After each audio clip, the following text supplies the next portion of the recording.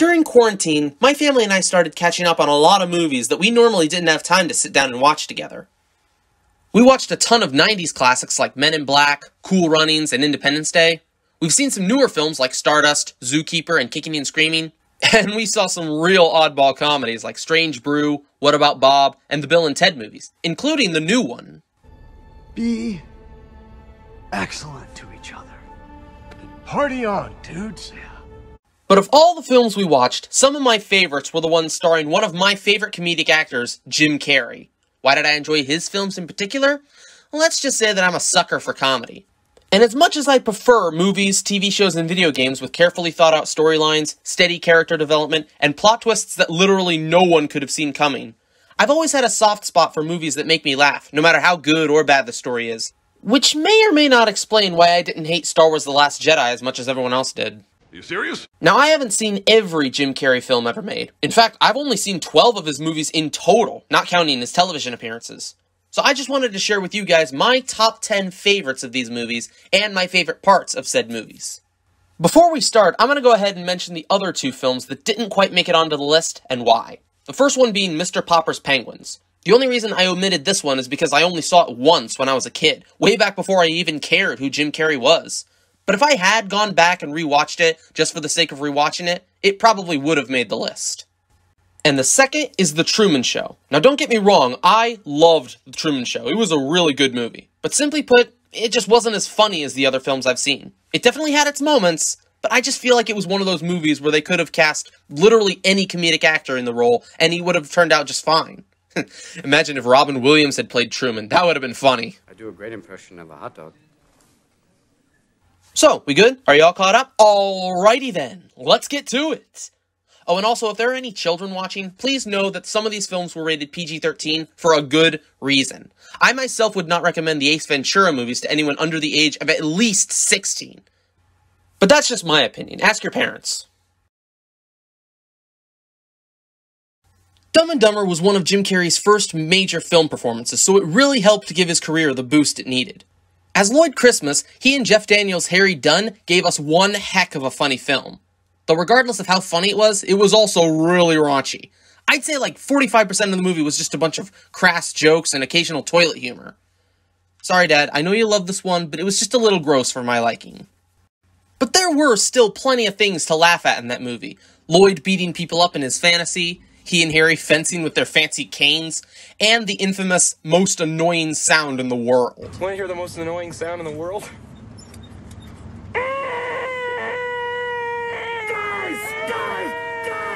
But my most favorite scene would probably have to be right at the beginning, when Lloyd runs and falls out of a jetway at the airport while attempting to return a briefcase that was left behind on purpose. You can't go in there! It's okay! I'm a limo driver!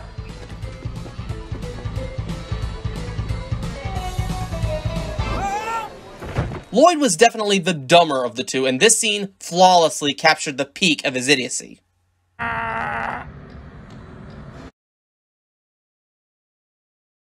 Liar, liar, plants for hire. It's pants on fire, Patrick. No, but if Jim Carrey's pants had caught on fire in this movie, it would have been hysterical.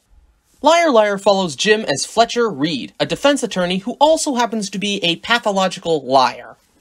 However, after his lying habit crushes the heart of his son Max, the boy uses his birthday wish to render his father completely incapable of lying for a whole day. A man who has lied his whole life, now unable to withhold even the slightest truth for 24 hours straight? Whoo boy. What's up, Fletcher? Your cholesterol! Howdy! Dead man looking! Hey, Fletcher! Hey, you're not important enough to remember! What's it gonna be, Mr. Reed? A pockmark eventually!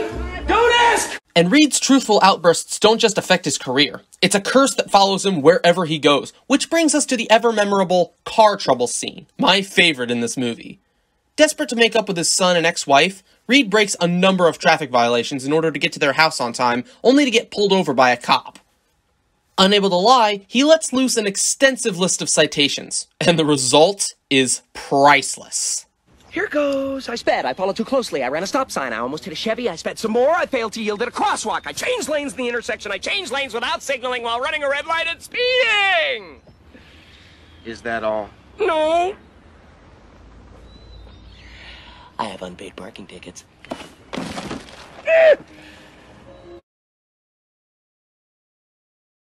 Batman Forever was not the best movie in this DC Comics franchise, but it wasn't the worst either. Two actors in particular pretty much saved this movie in my opinion. Tommy Lee Jones as Harvey Dent, also known as Two-Face, and of course, Jim Carrey as Edward Nygma. But you can call me The Riddler. As the Riddler, Jim delivers nothing short of complete comedic genius in a role that was originally offered to both Robin Williams and Mark Hamill. Speaking of the Joker's most popular voice actor, I can see why so many people want Jim Carrey to play the Joker. He'd be better than Jared Leto, that's for darn sure.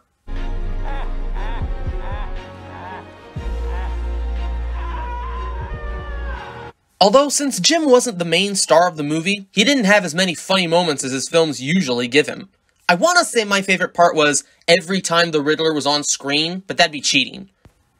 But the scene that made me laugh the most was probably Riddler and Two-Face's brief crime spree montage after they forged their new alliance. 100,220...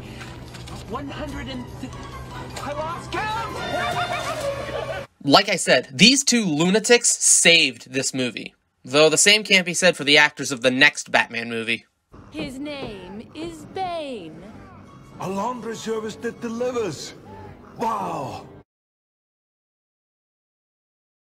On the 15th of May, Jim Carrey was cool when asked to voice Horton, an elephant from Newell.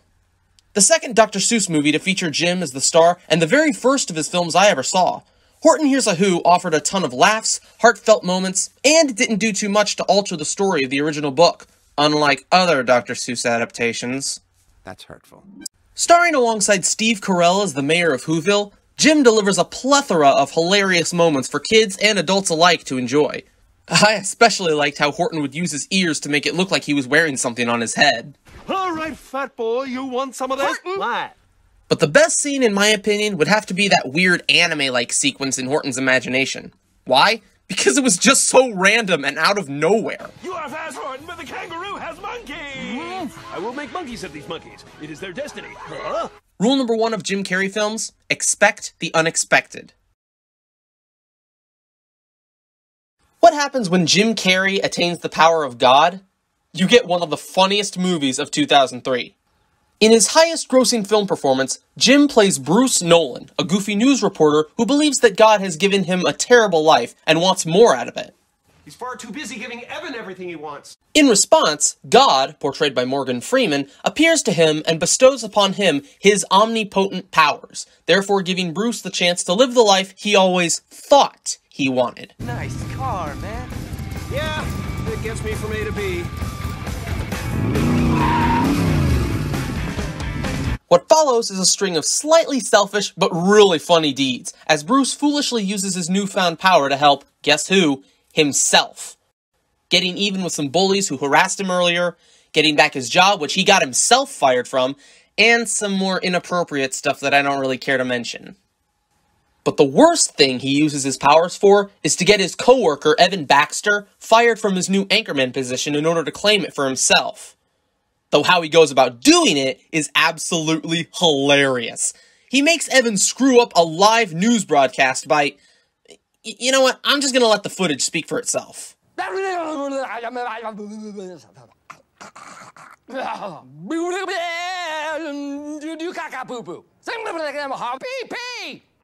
only was this a golden Jim Carrey moment, but it's probably what also got Steve Carell cast in The Office and his own almighty movie 4 years later. Very rarely does Jim Carrey ever reprise his roles for a sequel. Fortunately, the studios were lucky enough to have him return to his first major movie role, Ace Ventura. Although not as good as the first film, Ace Ventura When Nature Calls delivers dozens of laughable moments, like Ace's shadow puppetry skills, surviving the trials, and his unscripted Chitty Chitty Bang Bang musical number. Bang, bang, chitty, chitty, bang, bang, our plans for tender friend. Bang, bang, chitty, chitty, bang, bang, our fine for Vandered. Chitty, bang, bang, chitty, chitty, bang, bang, chitty, bang, bang, yeah! However, nothing, in my opinion, compared to Ace's ridiculous little spying montage, complete with chilling with the animals in their habitats, and even parasailing behind his suspect, all while a sweet rock cover of one of my favorite songs plays in the background. Secret angel man, they've given you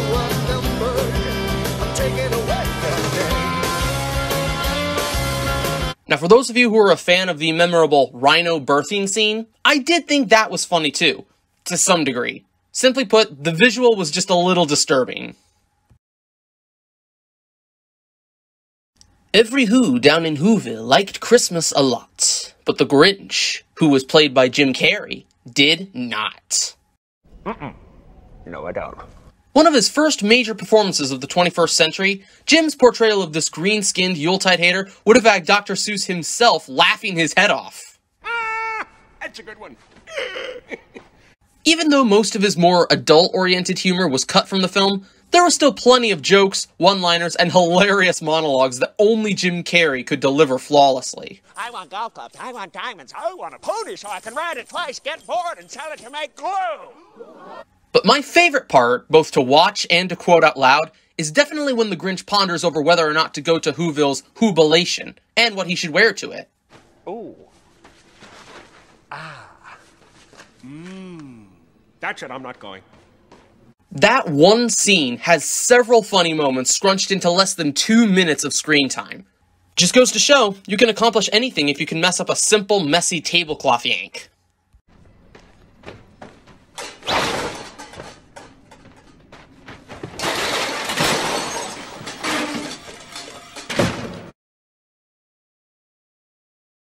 As much as I enjoy movie sequels, almost nothing beats the original. Loser. And Ace Ventura: Pet Detective is no exception. The film that made Jim Carrey the celebrity he is today, Ace Ventura: Pet Detective is definitely one of the most nonsensical movies I have ever seen. And I loved almost every second of it. I'm gonna execute a button hook pattern super slow-mo.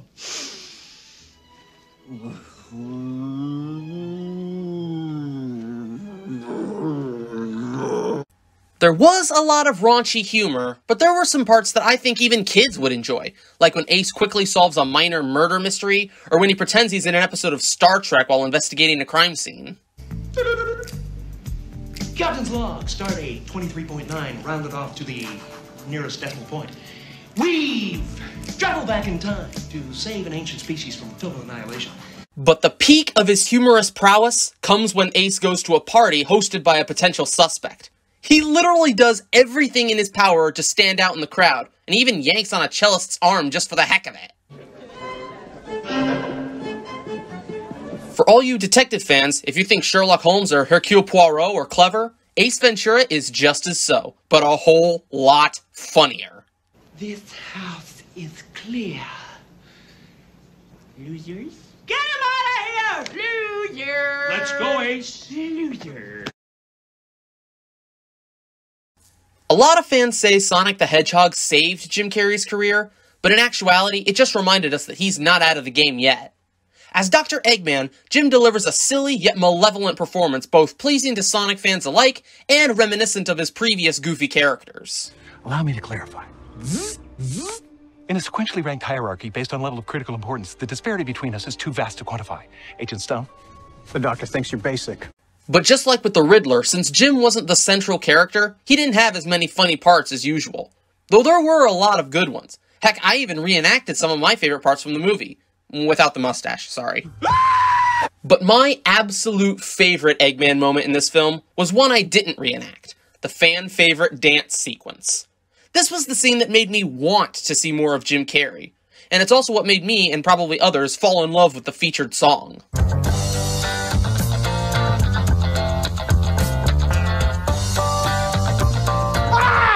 Dr. Eggman was definitely one of Jim's best performances. And the best part is, he's not done playing him just yet. A lesser man would die here. I'll be home by Christmas. And now, the moment you've all been waiting for. My favorite Jim Carrey movie of all time. Drum roll, please.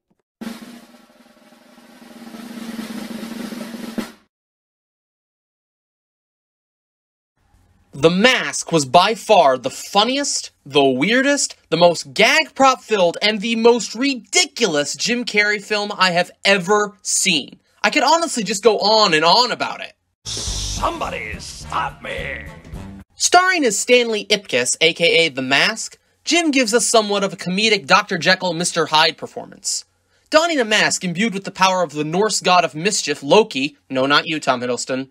Why? Stanley attains the power of unrealistic cartoon physics commonly found in shows like Looney Tunes or Animaniacs. I am the very model of a cartoon individual. My animation's comical, unusual, and whimsical. I'm quite adept at funny gags, comedic theory. I have read from wicked puns and stupid jokes to anvils that drop on your head.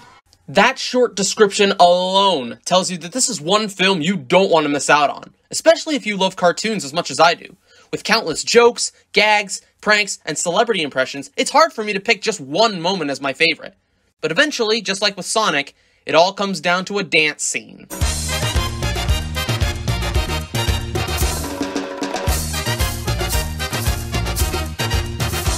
In order to escape the police, the mask dons a flamenco outfit and maracas and performs a cover of Desi Arnaz's song, Cuban Pete. They call me Cuban Pete. I'm the king of a rumba beat. When I play the maracas, I go chick chicky boom, chick chicky boom. And the cops that have him cornered eventually join in with the song. Then that turns into a conga line before the entire police force just starts breaking it down like they're in Footloose. All the other Jim Carrey films I've seen were funny, emotional, and very enjoyable. But compared to the rest of them, The Mask was... broken! So, those are my choices. I hope you guys enjoyed this video. Be sure to like, comment, subscribe, and share this video with your friends. And in case I don't see ya, good afternoon, good evening, and good night. Wow, see ya!